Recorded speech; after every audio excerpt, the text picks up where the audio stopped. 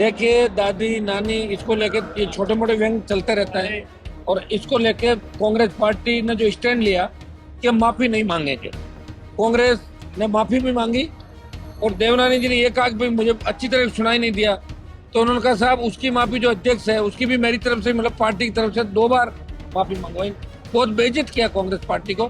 और विधानसभा अध्यक्ष में जिस तरीके से रोए थे तो बहुत अपमान हुआ विधानसभा का। आदमी को रोना नहीं चाहिए। बच्चों ने भूखे प्यासे रह के एक संदेश राजस्थान में दिया कि हम आरएलपी को मजबूत करेंगे और उसकी शुरुआत बाड़मेर की धरती से करेंगे। आरएलपी इस बार बाड़मेर ही नहीं पूरे राजस्थान में दोनों दलों को बड़ी चुनौती देगी। हाँ, ये तय राजस्थान में कांग्रेस आने वाले समय में वेंटिलेटर पे चली जाएगी, क्योंकि कांग्रेस 2-3 धड़े ही नहीं, कम से कम 5-6 धड़ों में बटी हुई है। कौन बीजेपी कब ज्वाइन कर ले इसका कोई भरोसा नहीं। 2018 के जो चुनाव थे और 2012, 13, 14 लगातार बाड़मेर के दौरों पर रहता था, लेकिन इस बार जो जोश था वो अलग जोश है। और इस बार बाड़मेर का नौजवान जो पार्टी को नुकसान हुआ, बाड़मेर के अंदर पार्टी की टूट हुई, वो नौजवान इस बार भरपाई करना चाहता है। वो चाहता है कि हनुमान बेनीवाल को इस बार बाड़मेर से सारी सीटें जिता के भेजे। तो जबरदस्त जोश मैंने पहली बार देखा।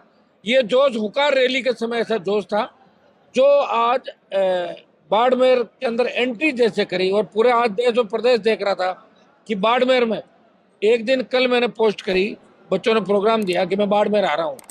इतना जबरदस्त जोश और उत्साह रात के अंधेरे में, अगर 2.5-3 घंटे पहले मैं पहुंचता तो और ही नजर आता। लेकिन फिर भी बच्चों ने भूखे प्यासे रह के एक संदेश राजस्थान में दिया कि हम आरएलपी को मजबूत करेंगे और उसकी शुरुआत बाड़मेर की धरती से करेंगे। आरएलपी इस बार बाड़मेर ही नहीं पूरे राजस्थान में दोनों दलों को बड़ी चुनौती देगी और एक दल को पीछे धकेल देगी। बाड़मेर के नौजवानों ने बाड़मेर की धरती से संदेश साथ दे दिया।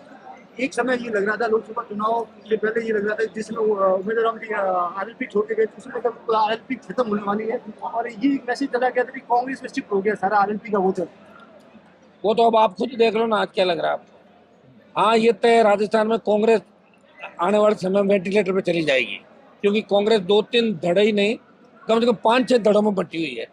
और आधे कांग्रेस के नेता भाजपा वालों के संपर्क में कब कौन बीजेपी कब ज्वाइन कर ले इसका कोई भरोसा नहीं।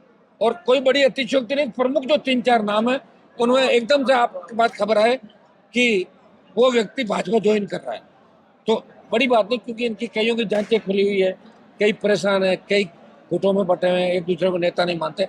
तो कांग्रेस की अच्छी स्थिति राजस्थान के अंदर नहीं।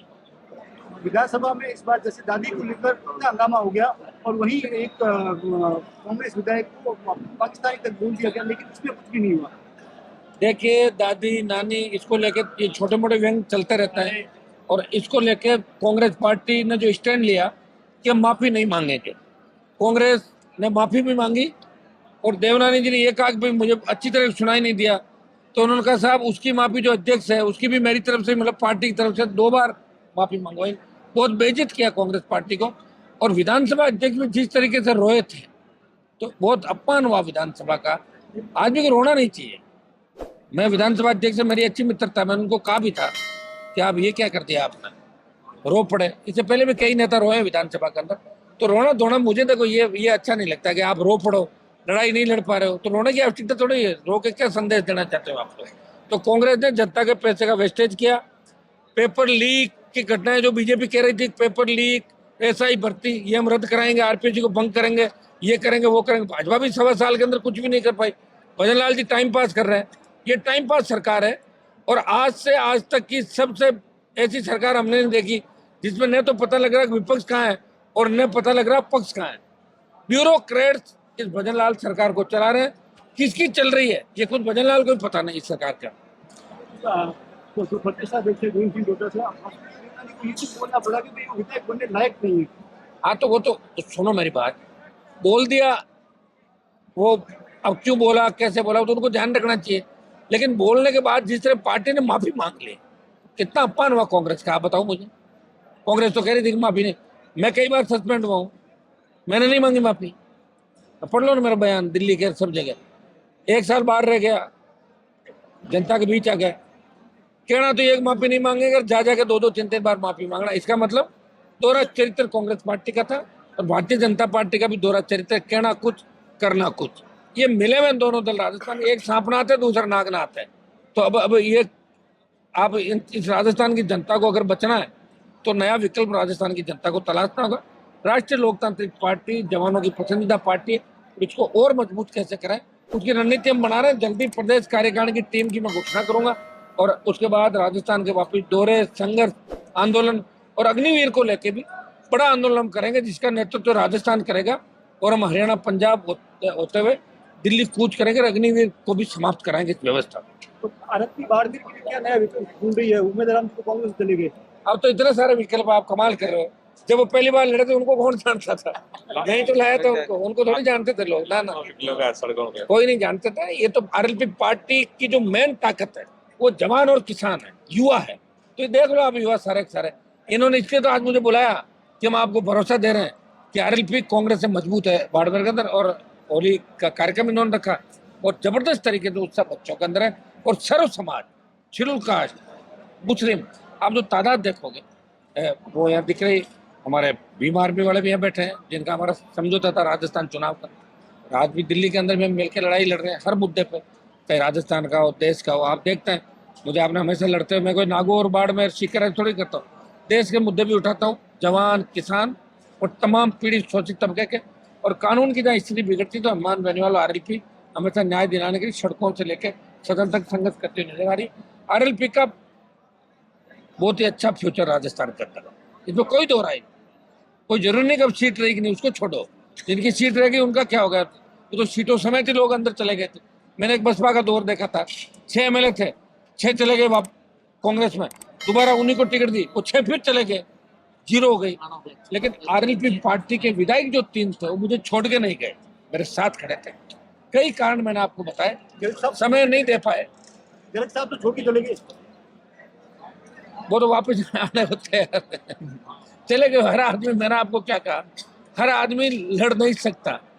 छोटे स्वार्थों में लोग इधर उधर हो जाते, धैर्य खो देते हैं और धैर्य खो के पैर स्लिप हो जाता है उनका। तो कई लोगों को ऊंचाई से डर लगता है। आप देखो, आप ऊपर ले जाओगे तो वो कहेगा मेरे को डर लग रहा है, कोई कह रहा मेरा जी चक्कर आ रहा है, कोई कह रहा गाड़ी तेज भागती है तो मुझे डर, कोई कह रहा ट्रेन में डर लगता है, किसी को प्लेन में लगता है। हमें तो नहीं लगता डर, इसलिए तो लड़ रहे हैं। और वो गए तो उनकी बदले में कितने लोग आए ये आप देखो, पूरी व्यवस्था आ रही साहब। अब हम जब बड़े संघर्ष का बिगुल बजाएंगे, अभी रोज में संघर्ष कर रहा हूँ, आप देख रहे हो पिछले 2 महीने के अंदर करीब 10 आंदोलन किए होंगे, हर जगह जीत के उठे, सरकार को झुका के उठे। कांग्रेस कहाँ नजर आ रही है? आप विधानसभा में फोटो खिंचाने के लिए बोल बोल के, जोर से हाथ हिला के फोटो कैसे आए, चर्चा में कैसे रहे? तो ये राजस्थान की जनता समझ चुकी, जवान भी समझ चुका। जो अपने आप को मुख्यमंत्री के दावेदार मान रहे हैं वो करीब करीब लोग चुनाव हार जाएंगे 28 का। मैं आपके बीच कह के जा रहा हूँ, कांग्रेस की 11 सीट नहीं आई, आरएलपी के अलायंस के चलते कांग्रेस का खाता खुला। बिना आरएलपी कांग्रेस थी नहीं राजस्थान। आप बार बार रूल की डोटा से ऊपर एक गमछा हिलाने का बार बार कहते हैं। अरे मैं देते थोड़े नहीं, वो तो मैं उनका वीडियो देखता हूँ ना, वो हिलाते हैं गमछा तो तेज गति से। मैं ये तो कह रहा था कि गमछा हिलाते रहते हैं। उसको लगता है गमछा हिलाने से मैं नहीं, उनका बात बिल्कुल वो किसी दूसरे प्रदेश में जाके जहाँ गमछा हिलाने से लोग वोट देते हैं, वहाँ हो सकता है वहाँ के सीएम बन सकते हैं जाके। यहाँ तो कोई उनके लिए वैकेंसी नहीं है। सीएम बनने से पहले एमएलए बनना पड़ेगा वापिस, उसके भी मुझे तो चांस कम लग रहा है आगे। मैं आपको तो आज भानु सिंह से मुलाकात हुई थी, पहले से प्लानिंग थी या फिर ये अचानक ही हुआ? मेरे उनसे अच्छे संबंध। आज जब हम जा रहे थे, बीच में आ रहे थे, बात हो गई, मुलाकात हो गई। वो जो किसी न किसी को पसंद करता है, आपस में मन मिले होते हैं, उनकी तो मुलाकातें होती है।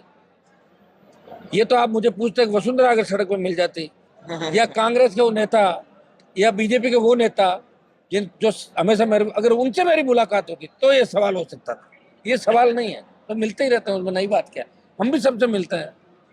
मान लीजिए जो बाड़मेर जैसे में ओरण गोचर का मुद्दा चल रहा है लंबे समय से, और जो मैं तो हमेशा चाह रहा हूँ ओरण गोचर को बचाया जाए और खेजड़ी को बचाया जाए। लोकसभा के अंदर भी मैंने मामला उठाया। इस आंदोलन में हम सब मिलकर जहाँ भी आवश्यकता होगी हम करेंगे। हम ओरण को भी बचाएंगे, गोचर को भी बचाएंगे, खेजड़ी को भी बचाएंगे, रोजगार भी उत्पन्न कराएंगे, लेकिन व्यवस्था के तहत। हमें अगर सरकार को जमीन देंगे तो बंजर जमीन दे लोगों को, जहाँ जमीन उपजा हुआ है, जहाँ पेड़ है, वृक्ष है। कुछ लोगों के स्वार्थ के लिए अगर इस तरह आप करोगे तो प्रकृति के साथ खिलवाड़ होगा। और ये जो घटनाएं घट रही उत्तराखंड की, या भूकंप आ रहे हैं, या ज्वालामुखी फट रहे हैं, या सुनो मेरे, कहीं न कहीं प्रकृति के साथ अनावश्यक आप छेड़खानी करोगे, निश्चित रूप से प्रकृति कभी माफ नहीं करती। पूरे राजस्थान में पेयजल की स्थिति अभी खराब है, गर्मी आने पूरे राजस्थान में सारी स्थिति खराब है, किसकी अच्छी है पहले ये बताओ।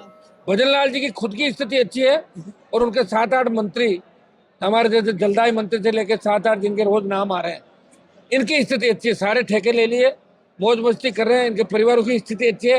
राजस्थान की स्थिति खराब है और कांग्रेस को नेताओं की अच्छी है, जो 5 साल जम के राजस्थान को लूटा वो पचा रहे हैं। बीजेपी से मिलनी है, बीजेपी जांच नहीं कराएगी, हो गया मामला। तो ये इस तरह के हालात राजस्थान के, तीसरे विकल्प की आवश्यकता राजस्थान को, और हम देंगे विकल्प। डबल इंजन की सरकार होने के बाद में बजरी की लीज की किसी क्यों नहीं जारी की जा रही है? और आप तो मुझे ये बताओ कि बजरी माफिया को भगा दिया, ये कम बात है क्या? बजरी माफिया को छोटा था क्या? जो गहलोत को भी जेब में रखता था, वसुंधरा को जेब में रखता था, और भजन लाल जी को जेब में लेके घूम रहा है। बजरी माफिया का इलाज किया आरएलपी पार्टी ने। लीज देनी मेरे हाथ में नहीं, लेकिन मैं आपको विश्वास दिलाता हूँ जल्दी इसी भी जारी होगी। आम आदमी को 50 रुपए, 60 रुपए, 100 रुपए टन के हिसाब से बजरी मिलेगी। राजस्थान सरकार में मंत्री लाल जी इस्तीफा दे चुके हैं, उसके बावजूद वो मेरे साथ रहे लंबे समय तक, उनका एडजस्टमेंट होता नहीं कहीं। अगर उनको मुख्यमंत्री बना देना तो भी वापस आएंगे सड़क पर निकल के। उनकी आदत है, जिस तरह मेरी आदत है, मुझे संघर्ष करना है। मुझे कोई मतलब बार बार दबाने का प्रयास करे, मैं दबता नहीं हूँ। तो डॉक्टर साहब गलत गए, मुझे छोड़ गए, अगर उस समय नहीं जाते तो 18 के अंदर घनश्याम तिवारी, किरोड़ी लाल जी और हम रहते तीनों, तो 50 विधायक आ सकते थे, लेकिन चले गए। और जाने के बाद भी सुख कहाँ पा रहे हैं? वो तो जाने के बाद समय भी चला गया, 5 साल निकल गए, तकलीफ के अंदर है। संघर्षशील व्यक्ति, योद्धा है, उनको बाहर आना चाहिए पार्टी के अंदर, नहीं रहना। क्या करेंगे अंदर रह के बताओ मुझे? कितना अपमानित उनको कर रहे हैं भाई। मंगला कैंसिल कर दिया, भाई को बीजेपी ने हरवा दिया, उनके साथ उनको जो डिपार्टमेंट दिया है, और वो डिपार्टमेंट समझ में नहीं आता हमारे। कभी मुझे लग रहा है कि कुर्ता पजामा में से उनको कुर्ता पहना दिया और पजामा नहीं दिया, ऐसा ही तो डिपार्टमेंट दिया। पंचायत राज दे दी उनको, दिलावर को, इनको दे दी एग्रीकल्चर, नहीं कृषि और ग्रामीण विकास, उनमें भी आधा। तो कुर्ता पजामे में से एक उनको पहनाया है, एक रख दिया। तो भारतीय जनता पार्टी ने उनको अपमानित किया, और निश्चित रूप से बड़े किसानों का नेता, उनको अब हम सब के साथ मिलकर राजस्थान को बचाने का अभियान चलाना चाहिए, जिसमें कांग्रेस बीजेपी को घर बिठा सका दोबारा से, जो परंपरा राजस्थान के अंदर रही। आपका एक वीडियो वायरल हो रहा है जिसमें आप कह रहे हो जो छोड़ के गए वो मेरे अपने हैं, उनको मैं वापस ला के रहूंगा। छोड़ के जो आरएलपी छोड़कर गए वो मेरे अपने हैं, मैं उनको वापस ला कर ही मानूंगा, ऐसा एक वीडियो है। जो छोड़ के कितने गए उनमें से कुछ को लाऊंगा वापस, सारों के लाऊंगा। जिनका इलाज करना उनका इलाज भी तो करूंगा ना, ज्यादातर का इलाज करूंगा। जिन्होंने ज्यादा तकलीफ दी उनका इलाज करूंगा, और कोई कम तकलीफ पड़ा उनको झुंड में वापस ले आऊंगा।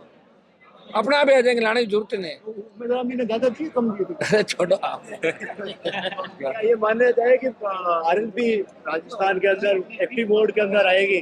तो आपको अभी भी नहीं लग रहा क्या? एक्टिव मोड कौन? राजस्थान के अंदर सर 11 बज रही है। एक्टिव मोड कौन सा? 11 बजे, 3 बजे से बैठे हैं, 11 बजे। मेरी बात, ये राजस्थान की आदत नहीं है ना, मैं क्या करूं? यहाँ लोग 2 घंटे लड़ते हैं, 3 घंटे आराम चाहते हैं। धैर्य नहीं लोगों के अंदर। मैंने धैर्य मजबूत किया ना, एक पार्टी बनी आरएलपी, बन गई बीएपी, अब आ जाएगी सत्ता के अंदर आरएलपी। देखिए अब हिम्मत धीरे धीरे होगा ना। पहले लड़ाई लड़ी इन लोगों ने, मैं क्या करूं बताऊं मुझे? मैं अगर 50 साल पहले आ जाता तो पहले बना लेता पार्टी से, तब आ जाता। लग रहे हैं, प्रयास कर रहे हैं, बहुत लंबा चौड़ा राजस्थान है, उसमें प्रत्येक गांव के अंदर आज आरएलपी का फॉलोअर हो गया है। बहुत बड़ी बात है कि आरएलपी को चाहने वालों की संख्या दिन प्रतिदिन बढ़ती जा रही है, और सोशल मीडिया के साथ साथ सड़कों पर भी इस राष्ट्रीय लोकतांत्रिक पार्टी को संघर्ष करते हुए देखते हो।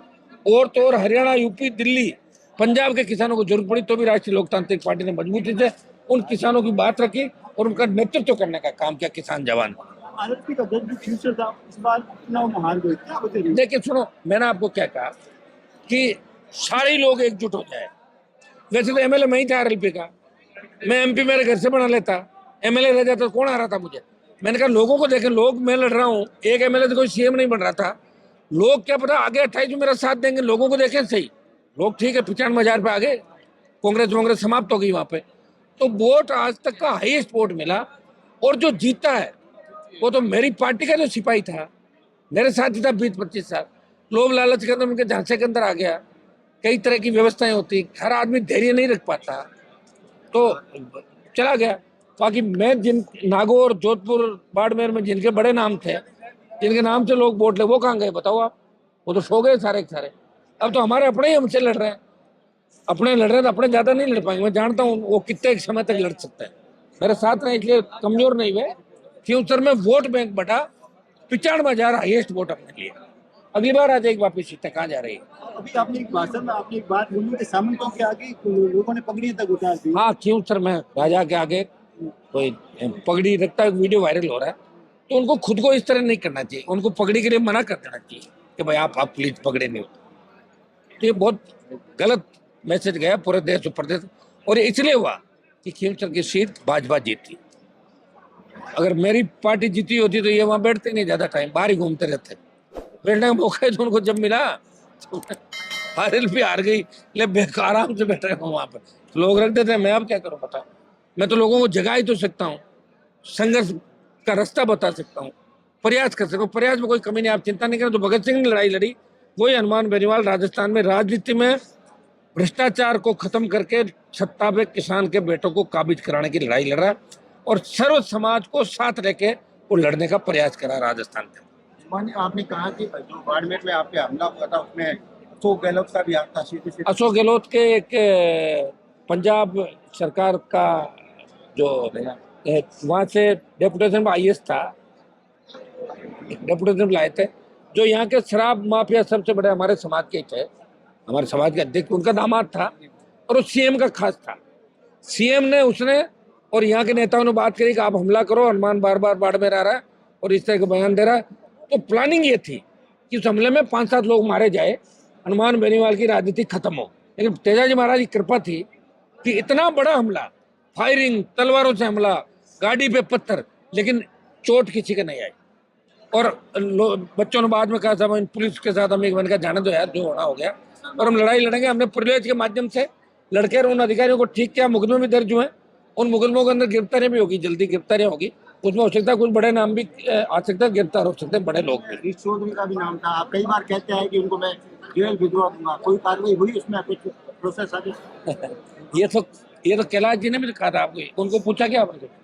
जरूर पूछते, उसके बाद अभी पूछ ले, मिल लेंगे, आ जाएंगे। अभी हैं कुंभ स्नान के बाद आ रहे हैं, वो शायद बाड़मेर के दौरे पे हैं, एक बार उनसे भी पूछना। गाड़ी तो उनकी थी, उनकी गाड़ी थी, और उनके बुलावे पे मैं बाइतू आया था। आपको पता है, जब गठबंधन में हम थे, उनके बुलावे पे आया था। कायदा तो ये था कि मेजबान वो थे, मैं मेहमान था, और उनको सारा काम का ध्यान रखना था। वो नहीं रख पाए, लेकिन मैं रख रहा हूँ ध्यान, समझ गए आप, पूरा रख रहा हूँ ध्यान। सारा काम समय पर ठीक हो जाएगा।